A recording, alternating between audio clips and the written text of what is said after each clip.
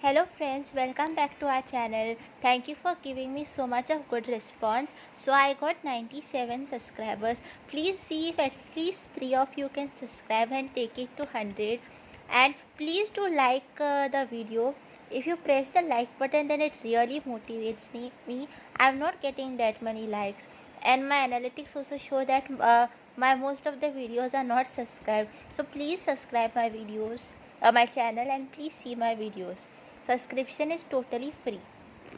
So let's do the part 3 of चिट्ठी की चुअन. इधर सीमा ने पिछले 40 वर्षों में माँ द्वारा लिखी सारी चिट्ठियाँ निकाल ली थी. So Seema removes all the letters which were written by her mother. उसकी भी बेटी रोमा बड़ी हो गई. सीमा नानी भी बन गई. So now Seema got a daughter, Roma. Roma got a new daughter. So now Seema has become Nani. 1.5 वर्ष पूर्व रोमा के अमेरिका जाने पर तो सीमा को कौशल्या की याद अधिक ही आने लगी थी. So there was Kaushalya's daughter Seema, Seema's daughter Roma, and now Roma has also become a mother. So when Roma goes to America, her mother Seema starts remembering her mother Kaushalya. So now this daughter and mother are separated. So the mother remembers her mother. माँ की पुरानी चिट्ठियों को अपनी गोद में रखकर एक एक शब्द सहलाती, उनके नए अर्थ समझती. सीमा हो गई. उधर कौशल्या को अपने हाथों पली नातिन रोमा की चिट्ठी का बेसब्री से इंतज़ार था. So when Roma went in America, Seema used to read Kaushalya's letter again and again. She would feel each and every word, and after reading the letter, she would remember those beautiful memories. Dear Kaushalya was waiting that when her granddaughter Roma will write a letter for her. Kaushalya कहती, सीमा, रोमा तुम्हें तो पत्र लिखती होगी, मुझे वही पत्र भेज दो ना, उन्हें ही पढ़कर संतोष कर लूँगी. ससुराल जाकर बेटी चिट्ठी ना भेजे, कितनी विचित्र बात लगती है. So here the grandmother is saying that whatever letters my granddaughter is sending to you, please send it to me. How is this possible that a daughter has gone to her in-laws house and she doesn't want to communicate with us? सीमा और उसकी भाभियाँ बहुत हंसती थी. So Seema and her भाभीज यानी sister in laws used to laugh at Kaushalya. माँ को कैसे समझाया कि ज़माना कितनी तेज़ी से बदल रहा है, अब कोई चिट्ठी नहीं लिखता, टेलीफोन पर हाल समाचार मिल जाता है. They started laughing because now the time is changing and now none of us write letters. We have phone to communicate. email पर सभी now you can even if you want to send a letter, you can use your email. So nobody writes the manual letter. But here, since Kaushalya is a bit old-fashioned, she still likes the letter. So this is there in a letter is that you write in your own handwriting, and your handwriting reflects your mood. So actually, a letter is a better communicating device than an email. बेटी को America भेजकर ही सीमा ने computer सीखा, उसे email भेजने और उसका email पढ़ने के लिए. So when her daughter went to America, Seema learned computers so that she could send and receive emails. Roma अक्सर माँ से किसी खाद्य पदार्थ की रेसिपी पूछती. Always Roma used to ask her mother Seema for different type of recipes. Kaushalya अपनी बीती जिंदगी की चादर पर अपने सगे संबंधियों द्वारा लिखी चिट्ठियाँ पसार लेती. So on her bed, Kaushalya would keep all the letters which were written by her loved ones. वह कहती, सीमा, अच्छा किया मेरी दादी ने, उसने मुझे चिट्ठी लिखने पढ़ने लायक पढ़ा लिखाया दिया. So Kaushalya's daddy had taught her to read and write letters. वरना मैं अपनी ससुराल में बीती जिंदगी की कहानियाँ दादी और माँ को कैसे सुनाती? Otherwise, how will I tell my mother and my grandmother about the happenings in my new house? अपने द्वारा लिखी चिट्ठियों के मजमून भी स्मरण थे उसे. जब वह बौछने लगी, बच्चे ऐसे ध्यानमग्न हो सुनते, मानो कोई लोककथा सुन रहे हो.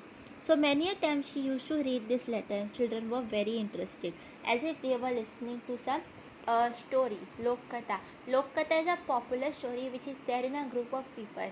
Like in Goa, your parents must have told you some stories like Chal Re Bhopiya, Tunuk Tunuk. So it was about a pumpkin, a baked pumpkin. या फिर कॉल लैंडगा आलो रे लैंडगा, wherein the boy simply says that a wolf has come, a wolf has come, and when the wolf really comes, people don't believe him. So that is a type of लोक कथा. कई बार उनकी चिट्ठी पाते ही उनके पिताजी के आने उन्हें बुलाकर मायका ले जाने की स्मृतियाँ उन्हें बहुत सुखद लगती थी. So sometimes she would call her father and he would take her back. So she used to find this very mesmerizing. वे अपनी पीठ थपथपाई हुए कहती, मैं चिट्ठी की ऐसी लिखती थी, पत्थर दिल भी पिघल जाए. So now she is praising her own self that she can write so sentimental letters that even a stone can cry for her.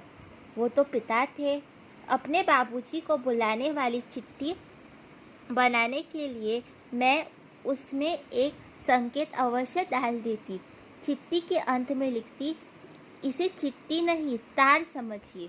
So to convince a father she would write this line, इसे चिट्ठी नहीं तार समझिए. तार means this is not just a letter, this is a string, प्रेम की डोरी जो हमें और आपको बांधती है. और उस विशेष चिट्ठी को बुलावा समझकर वे अपने फसल की बुआई कटाई जैसे महत्वपूर्ण कागज छोड़ मेरे पास आ जाते. So he would leave all his work even with related to his farm and he would come to get her. इसलिए तो बहुत दूर भी नहीं ब्याह था बेटी को. So that's why I was not married very far away. पर हरेंद्र और उसके 2 वर्ष बाद श्रवेंद्र के जन्म के बाद तो मैंने भी मायका भुला दिया. But after my 2 sons were born, even I forgot my house. चिट्ठी लिखने का समय ही नहीं मिलता था. I had no time to write. तो पिताजी को या उनके बाद भाइयों को कैसे बुलाती. भाइयों का अपना परिवार था, अपनी समस्याएं. So now when my brothers got married, they also had their own set of problems. How could I expect them to be with me all the time? तुम्हारे जन्म के बाद, so now her daughter is born. पालन पोषण में माँ की बहुत याद आती थी. So now I started remembering my mother. तुम्हें ससुराल भेजकर फिर चिट्ठी लिखने का मन आया. तुम भी कहाँ लिखती थी. So when you got married I wanted to write letters to you, but how could you write. सिर्फ जवाब देती थी. You only used to answer, you never wrote me proper letters. मैं तुम्हें चिट्ठी के एक एक अक्षर पर डेर कर उंगली रखकर पढ़ती. I would keep finger on every word and I would try to feel it. तुम्हारी लिखावट से भी तुम्हारे मन की बात प्रकट हो जाती. एक चिट्ठी में तुमने बहुत काट पिटाई की थी. अपने ही द्वारा लिखे अक्षरों पर खूब कलम घिसी ताकि मैं उन्हें शब्दों के एक भी कंकाल नहीं देख सकूं, तुम्हारे मन के भाव नहीं पढ़ सकूं. उस चिट्ठी को पढ़कर मैंने तार ही समझा था. तुम्हारे पिताजी को भेज दिया. उन्होंने लौटाकर कहा था, आप ठीक कह रही थी, सीमा भी दुखी थी. So sometimes to hide a feeling Seema would write something. If she is upset से she wrote like this, then she would darken it so that her mother would not understand that she is upset. But because she had darkened it again and again, her mother understood that the daughter is upset. So she sent her husband there and he confirms that really Seema is upset or she is dukhi. So this was all about part 3. Now we will start part 4 next time. Please see that you comment, because I don't get comments and I don't understand what you all are thinking. So thank you. Please do like, share and subscribe my channel and help me to reach 100 subscribers.